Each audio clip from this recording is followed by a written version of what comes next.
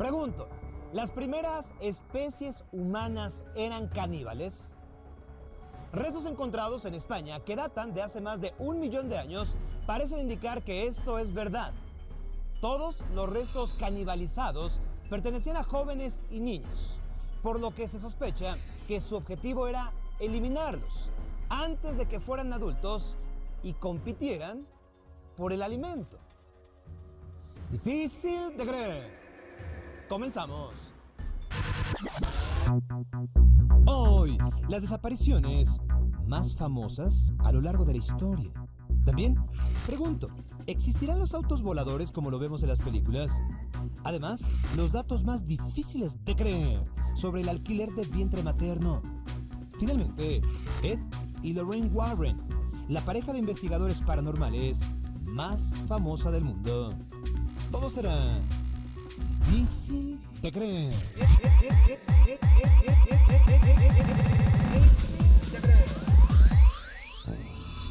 A diario miles de personas se registran como desaparecidas en todo el mundo.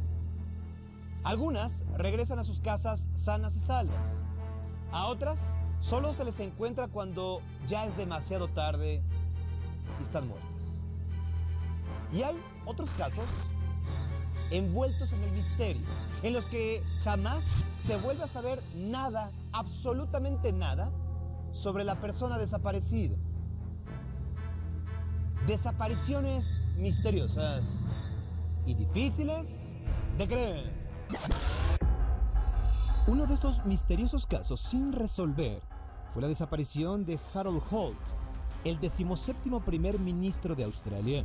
En 1967, Holt fue a bucear acompañado de sus guardaespaldas y unos amigos a la playa Cheviot. Cuando sus acompañantes se dieron cuenta de que Holt se había perdido de vista, alertaron a las autoridades. Buzos de la Marina Australiana y helicópteros de las Fuerzas Armadas iniciaron así una de las operaciones de búsqueda más grandes en la historia de Australia, pero no pudieron encontrar ni un solo rastro de Holt.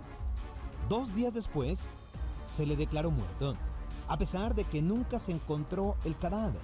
Este hecho ocasionó que surgieran muchas ideas conspiratorias sobre la desaparición. Algunos pensaron que Holt fingió su muerte para escapar con su amante.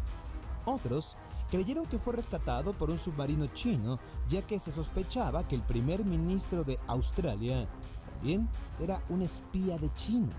Otros más aseguran que Holt se quitó la vida, ya que había pasado por un largo periodo depresivo. De acuerdo a los datos, entonces es común que una persona desaparezca, pero un pueblo entero. Esto sucedió con uno de los primeros grupos de colonos ingleses que se establecieron en el norte de América. En el siglo XVI, un grupo de alrededor de 150 colonos ingleses se establecieron en la isla de Roanoke, al norte del continente americano. Ahí nació la primera persona inglesa en América, la nieta del gobernador de la colonia, a quien bautizaron con el nombre de Virginia Dare. Ante las dificultades para cultivar y cazar en este territorio desconocido, el gobernador White regresó a Inglaterra para conseguir provisiones. Sin embargo, su viaje tomó más tiempo de lo esperado debido a la guerra entre España e Inglaterra. Cuando por fin pudo hacer el viaje de regreso a Roanoke 3 años después, White no pudo encontrar a uno solo de los 90 hombres, 17 mujeres y 11 niños de la colonia, entre los que se encontraba su nieta Virginia. La única pista fue la palabra Croatoan, grabada en un árbol. Existen muchas teorías sobre lo que ocurrió con los colonos.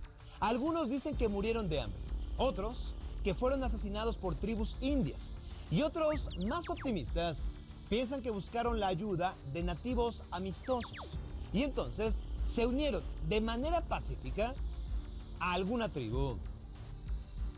Difícil de creer.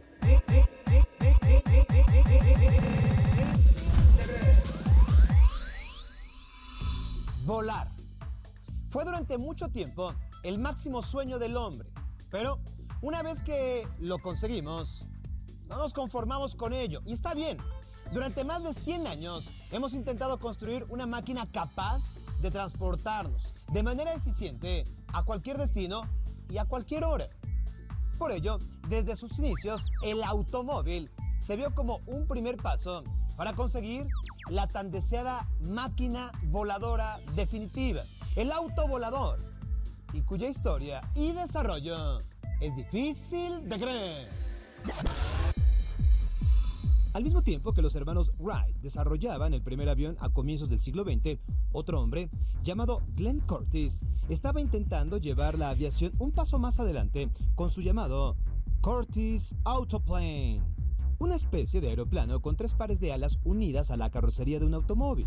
Este primer intento serio de crear un autovolador fue abandonado pronto, ya que en primer lugar nunca pudo volar.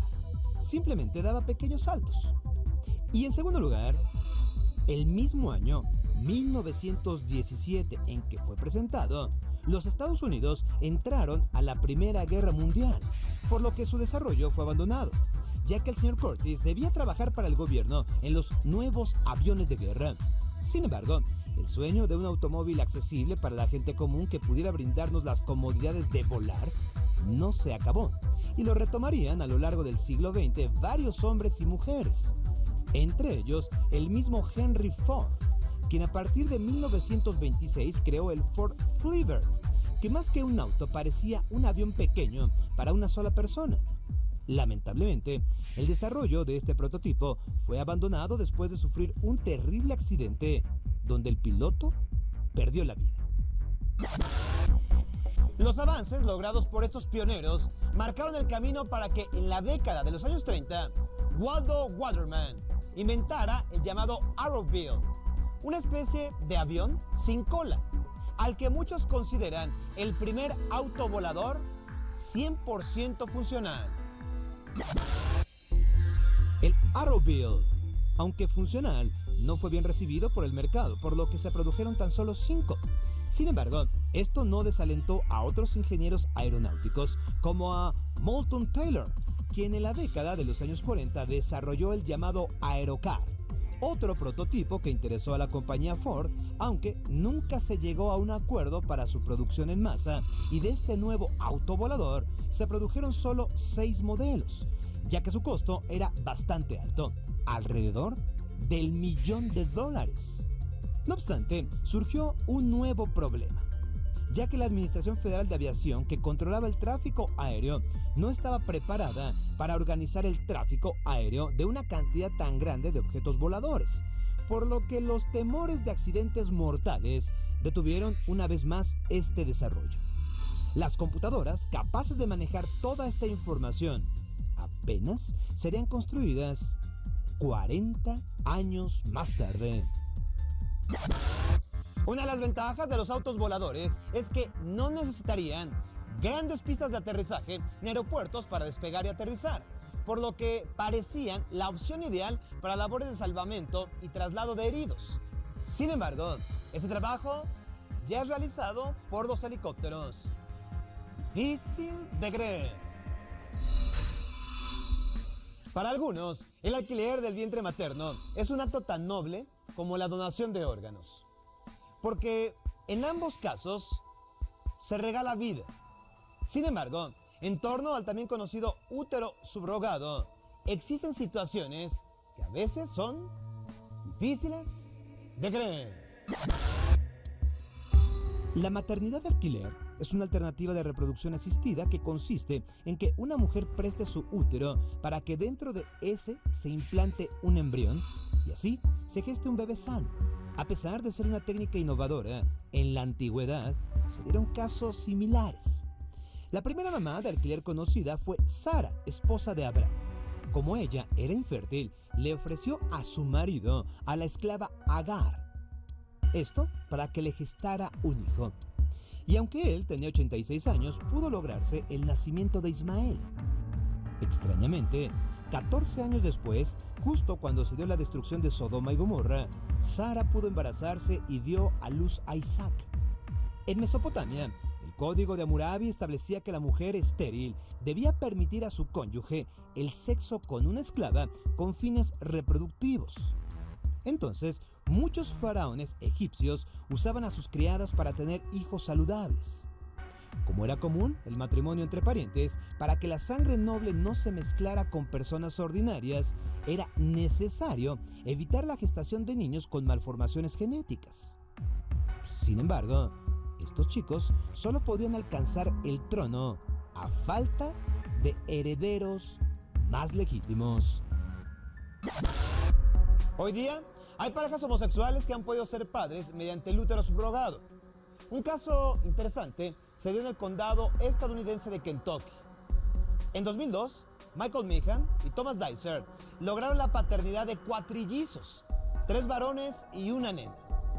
Los pequeños fueron gestados por Verity Brooks, una madre de alquiler que a su vez donó sus óvulos para unirlos al esperma de Thomas.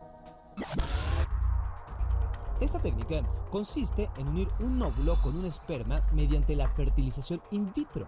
Luego se forma un embrión y este se implanta en la matriz de quien la presta. Se usa cuando la mujer, que quiere ser madre, carece de útero o no le funciona de manera adecuada. La tasa de éxito del procedimiento es alta, pero depende de la calidad del embrión y del estado de salud de la joven de alquiler. Generalmente, es un método caro. Tan solo el pago a la persona que renta su vientre oscila en los 40,000 euros en los Estados Unidos, 10,000 en España o 4,500 en la India. Además, se trata de un asunto polémico. Por principio, no falta la mujer embarazada que se niegue a entregar al bebé a sus verdaderos padres. Las investigaciones sobre la fecundación artificial tienen un largo historial. En 1790, el cirujano escocés John Hunter inyectó semen de un comerciante en su mujer, realizando así la primera inseminación artificial en la historia, que derivó en un nacimiento exitoso. Pero fue hasta 1978 cuando en la ciudad inglesa de Oldham nació Louise Brown, la primera niña concebida por fertilización in vitro. También hay veces en que los papás que contratan a una mujer para que alquile su útero desisten. En 2004, Anna Dunaeva dio a luz un bebé con una afección cardíaca para el matrimonio Rybakov.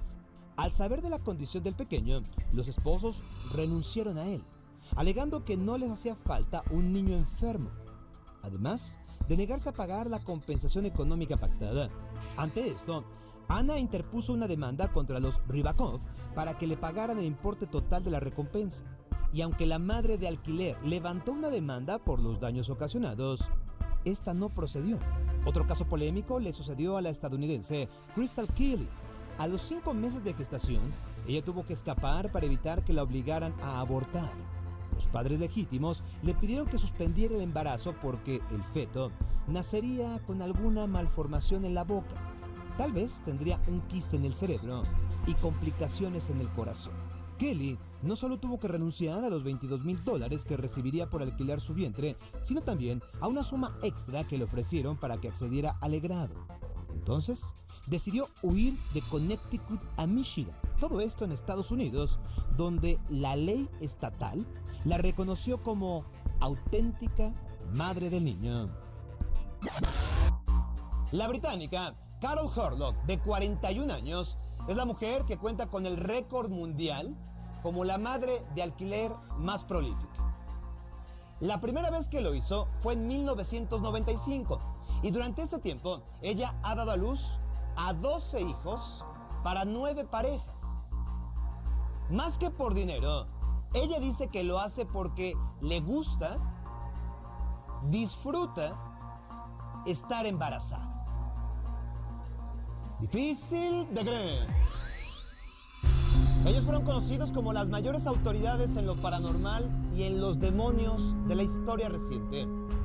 Verdaderos cazafantasmas que se enfrentaron a seres de ultratumba y dieron a conocer algunos de los casos más espeluznantes de los últimos tiempos. Se trata de Ed y Lorraine Warren, la pareja que se convirtió en referente de lo paranormal en todo el mundo. Difícil de creer. Ed Warren nacido en 1926, vivió en una casa embrujada durante gran parte de su niñez y adolescencia.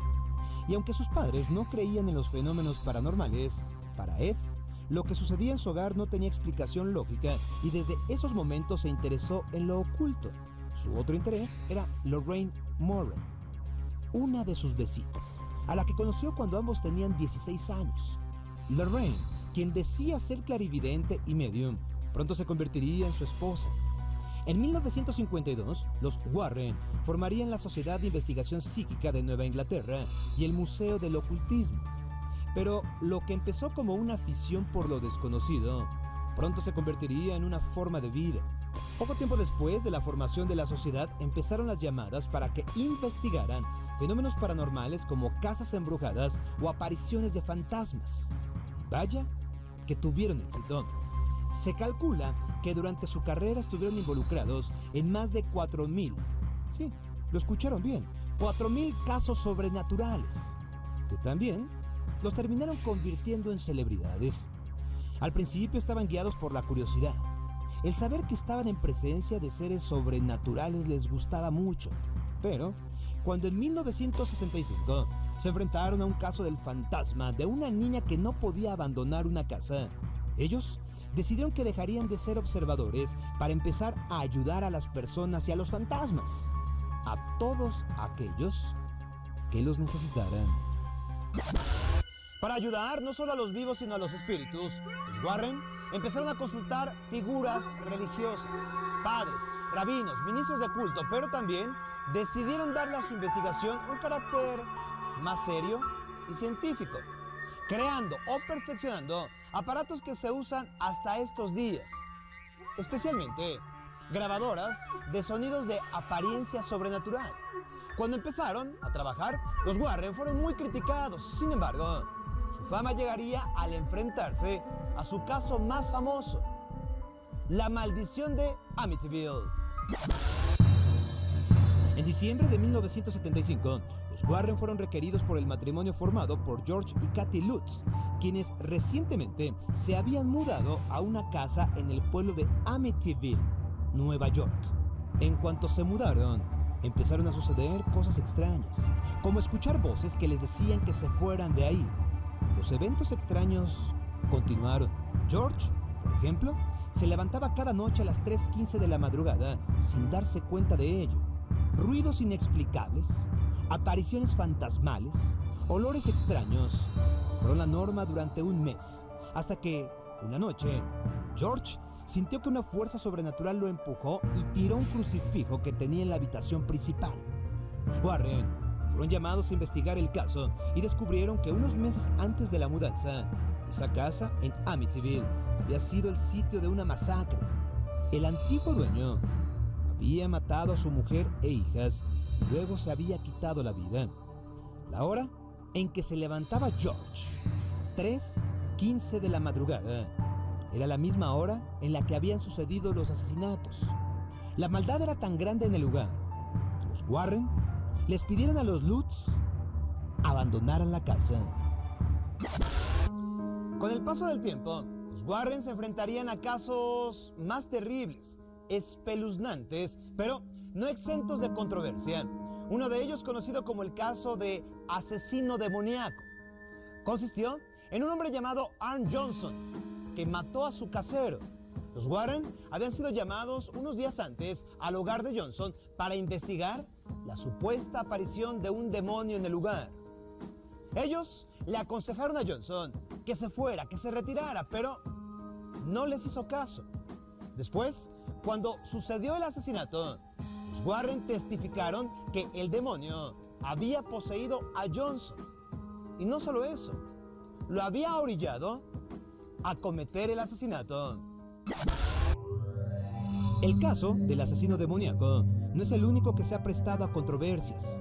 Los Warren han sido sujetos de numerosas críticas por su involucramiento en casos que aparentemente no tenían origen sobrenatural o hasta sonaban ridículos. Por ejemplo, alguna vez alegaron que se enfrentaron a hombres lobos o a demonios que violaban mujeres. Algunos de sus más fuertes críticos dicen que los Warren también adoran la publicidad, y prueba de ello es que después de enfrentarse a ciertos casos, publicaban libros llenos de exageraciones. Otros dicen que se aprovechaban de familias con problemas mentales o de adicciones. Obviamente, los Warren siempre negaron todo e incluso reconocieron que comparten las ganancias de sus libros con las familias afectadas por las maldiciones o posesiones satánicas. Ed Warren murió en el año 2006, pero Lorraine sigue viva. Es aún la presidenta de la Sociedad de Investigación Paranormal de Nueva Inglaterra y del Museo del Ocultismo. Por cierto, si quieren visitar el lugar, deben hacer una cita y serán acompañados por un guía experto, ya que allí se guardan artefactos malditos. Artefactos que, si se tocan, podrían causar un gran daño. La pregunta es, ¿quieren ir? ¿Se atreven a ir? Difícil de creer. Soy Sergio Sepúlveda. Hasta la próxima.